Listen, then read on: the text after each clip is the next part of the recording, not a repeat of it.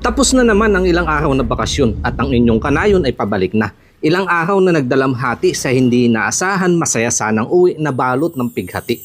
Pero kailangan magpatuloy ang buhay habang may bukang liwayway, tala ng kabanata magkaroon na salaysay. June 23 nang ako ay dumating.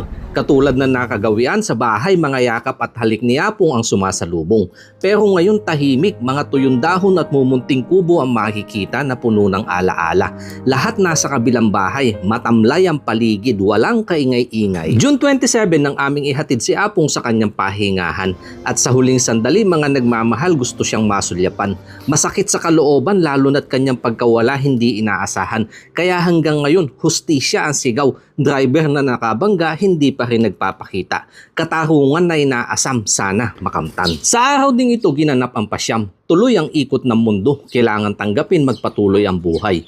Kinabukasan habang andito pa mga kapatid at kamag-anakan, kaarawan ni tatay sa maliit na salo-salo binigyang buhay. Ilang araw na lang sana pero hindi na inabot ng kanyang nanay. Ilang araw ang lumipas at dito ko ginugol ang panahon na makasama sila. Binawi ang sandali sa muli kong pag-uwi. Sa piling ng bukid na aming kinamulatan, kailanman di ko makakalimutan. Nag-ipon ng mga alaala, dito ako na malagi. Araw ay lumipas at kailangan ko ulit ito lisanin. Masakit pakinggan pero hindi kita tatalikuran. Bubuulan ng pangarap, hintayin mo ang pagbabalik ng mangyan. Sa mga lupa mo tutungtong ang aking tahanan.